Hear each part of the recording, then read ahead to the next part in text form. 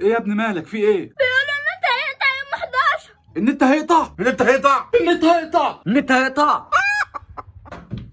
يعني ايه النت هيقطع يوم 11؟ انتوا متاكدين من الكلام ده؟ كل العالم بيقول كده. كل العالم؟ لا طب انا كده هعيش ازاي؟ ده انا 28 ساعه في اليوم قاعد على النت.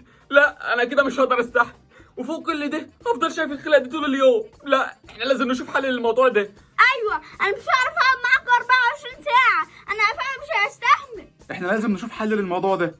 تعالوا اقعدوا نفكر سوا. احنا لازم نشوف حل لان ما عادش غير يوم والنت يقطع. انا عندي فكره. وساكت من الصبح، ما تقول. احنا هنخزن نت من الراوتر. فكره حلوه بس ازاي؟ اقول لك ازاي. هو حاليا انا مش عارف ازاي، بس احنا هنشوف لها حل سوا. ما تتكلمش تاني.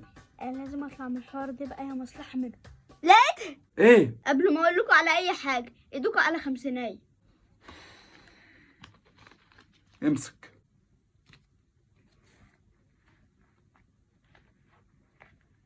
احنا هنجيب راوتر بيخزن نت. بجد؟ يلا بينا. يلا بينا ايه؟ هو في حاجه اسمها راوتر بيخزن نت؟ الواد ده 100% بيشتغلنا. هو انا عمري قلت لكم على حاجه وكدبت عليكم في ايه؟ ده انت كل حاجه بتقول لنا عليها بتشتغلنا فيها. ما اديك قلت اهو، مش هديك على المره دي يعني. على رايك. كمل. زي ما قلت لك ده الراوتر بيخزن نت، بس في مشكله بسيطه كده، ايه هي؟ انه غالي حبتين. بكام يعني؟ حاجه بسيطه خالص، 1000 جنيه بس. سهله. ايه؟ 1000 جنيه؟ انت هتصيع علينا يالا؟ يا عم مش بصيع ولا حاجه، هو سعره كده فعلا. انت عارف لو طلعت بتضحك علينا هنعمل فيك ايه؟ عارف. امسك. ها هتجيبه امتى؟ حالا هروح اجيبه حالا. ايه ده؟ ده محمد بعت رساله اهو. طب ما تقراها لنا كده. ماشي.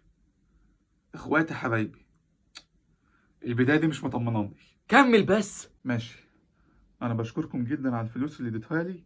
الفلوس دي خلتني اجيب العجله اللي كنت بحلم بيها، ومفيش حاجه اسمها اصلا اتغف انت وهو راوتر بيخزن نت. يا خساره تحويشة العمر اللي راح.